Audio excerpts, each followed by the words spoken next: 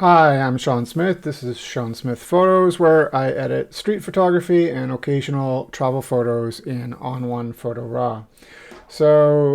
Yesterday I went out for a walk in Toronto. I did the reverse route of what I usually do. So I started in Kensington Market and then headed through there and ended up on Queen West all the way over to Dundas Square.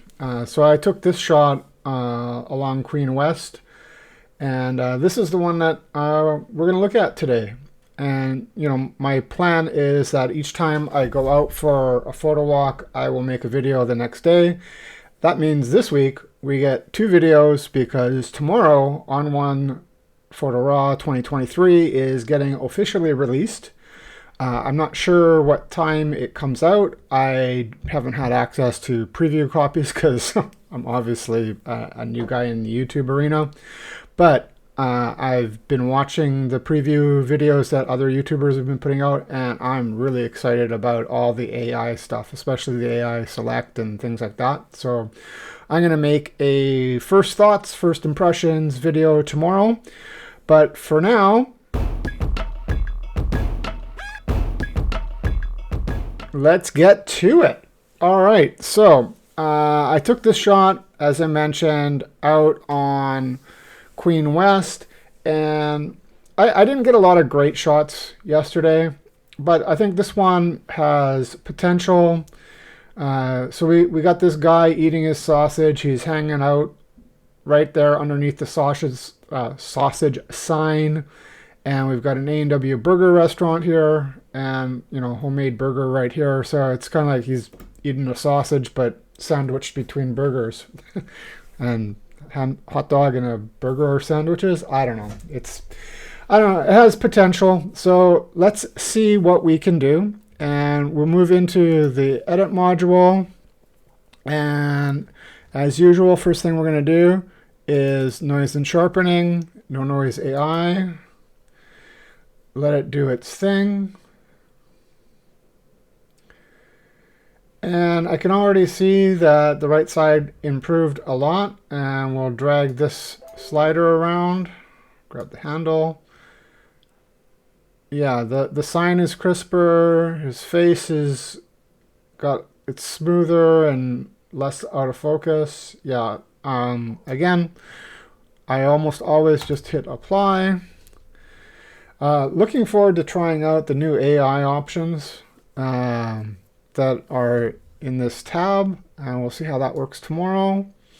Go back to tone and color and go to the nav, fit this in, and let's check our histogram. So again, I'm not the best at the histogram, but I think we need to move some of this a little bit closer to the left and maybe pull back over here. Which one is the highlights? I can't remember. Exposure. Okay, so right is the highlights and left is the shadows and blacks. All right, let's hit AI match and see what happens. Ooh, it's really contrasty and punchy. And let's try AI auto. That's a little bit more subtle. I kind of like the AI match, but it was a little bit overdone. So I think I'm going to use the AI auto to start with, and we'll see where we end up. Exposure seems good to me. I'm going to pull up on the shadows a little bit more. Maybe a little bit more on the midtones. We'll pull back on the highlights. Maybe drop the shadows a little bit. No. I'm kind of, or exposure. I really want to do something about the sky. It's washed out. Maybe I'm going to pull it out with a crop. Maybe I'll adjust it a little bit. Let's see if we pull out haze. That'll help the sky. And that makes it really punchy like the other version there. I'm going to pull the haze down a bit, up the structure, and let's check the color balance. So we've got a custom, which is 6192, as shot, auto, daylight, cloudy, which is the 6192. I don't like that so much. Daylight is better. Shade, tungsten. Yeah, I think we'll use daylight, which is 5500. And I'm just going to double test something. We've got this white chair here, and we'll pick a color on the white and see how that does it. And it changed it a little bit. It's down to 52, 54. I think I'm going to keep this. All right, let's move over to effects. And should I crop it? Yeah, I think I want to crop it because we do want to make these guys the focus, and we can get rid of some of the clutter here with the tree and the bicycle. So hit the C key, and we'll crop down from the top.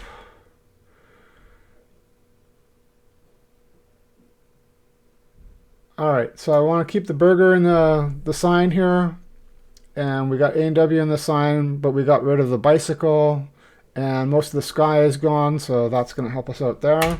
Hit enter. Yeah, that's a much nicer crop. And I usually start with dynamic contrast, but I think today I'm going to start with curves. Make a little S curve to start. And turn this on and off. That's nice, subtle. Okay, and then we will also hit the dynamic contrast. Natural, surreal. Surreal is always bad. We don't need tone.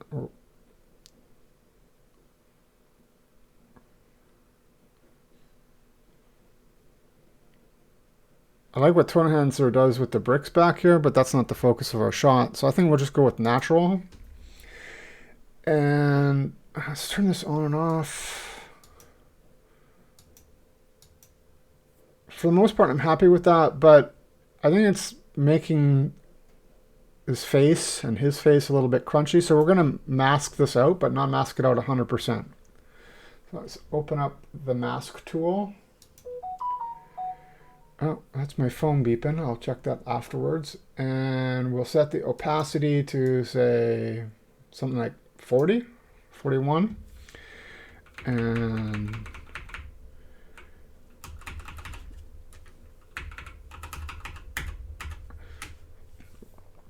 just go along here and go along here, and let's turn the mask view on with Control M. No, okay, Control Z. Oops, I want this back on here, and let's what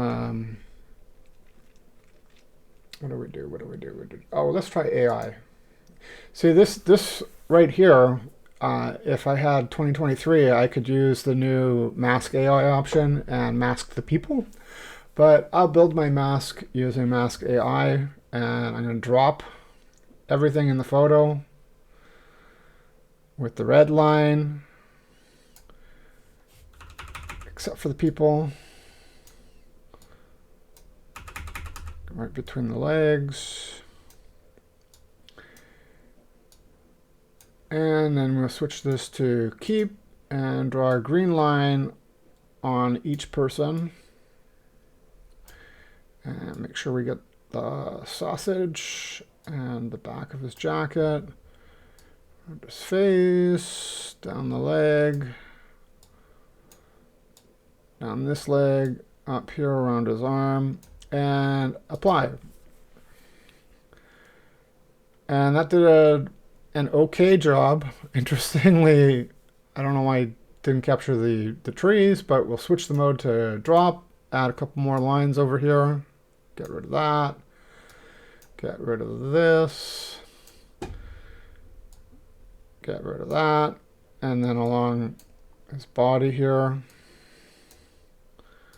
along here, along here, along here. And we'll switch to keep, and we'll draw right around his hair. I suspect the hair and the back of the A&W building here are too similar in color, so we might need to manually mask that. Let's go back to drop, and we'll drop along here a little bit closer and hit apply again. All right, better, not perfect, so we will hit done. And switch to nav and zoom in. Get down here where I saw there were some mistakes. And make sure we're on mask, not refine. And I'm going to drop this down a little bit. Turn on the perfect brush.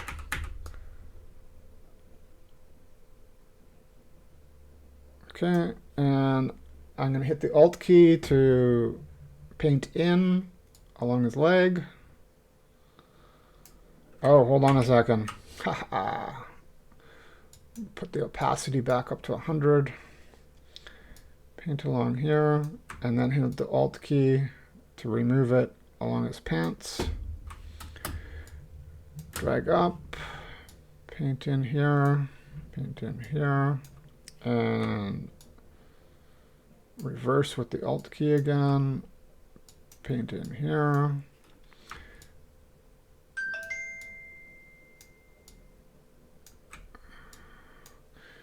All right, I'm not doing a perfect job.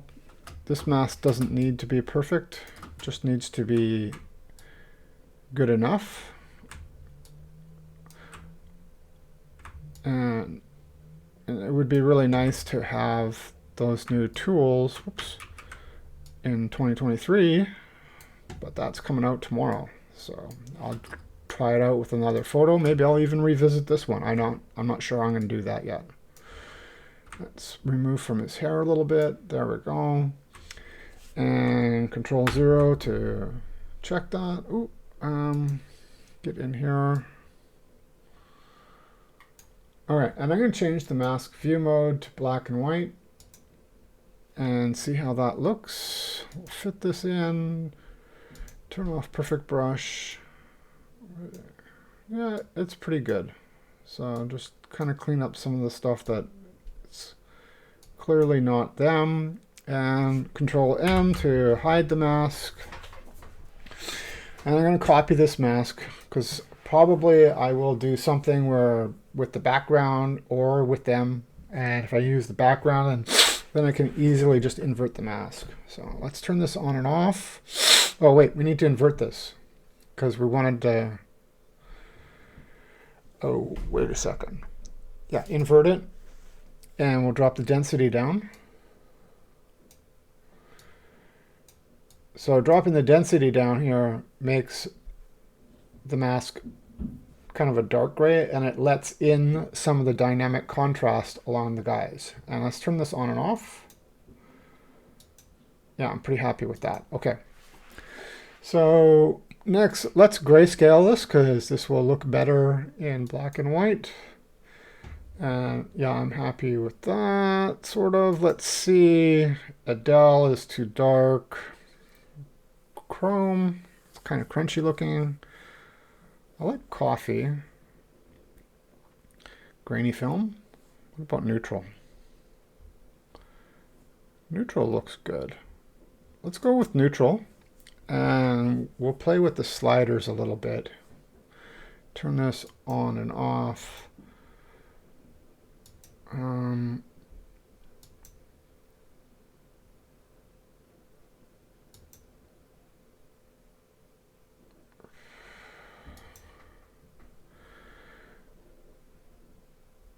Let's okay,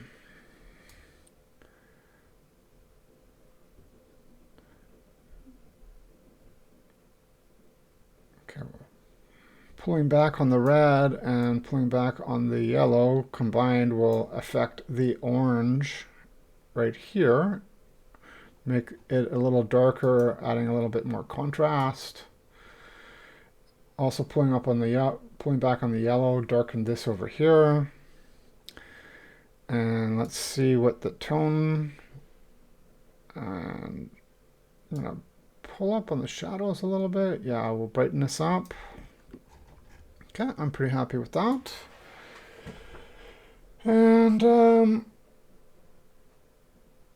yeah, these guys need to be a little bit brighter. So I think I'm going to add a tone enhancer. And we'll go with lighter. And then we'll paste our mask from before. Oh, undo that. Oh, because I hit the opacity for all masks. I always seem to do that. I want the tone enhancer mask. And hit paste. There we go. And invert that. Yeah. Actually, even just lighter really pulls those guys up a lot. So let's go down and take a look at the curves. Curves is not doing anything there. Where is the lightness coming from?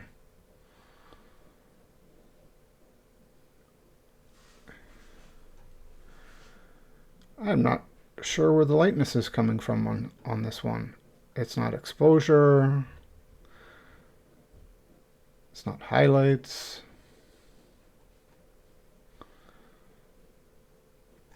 All right.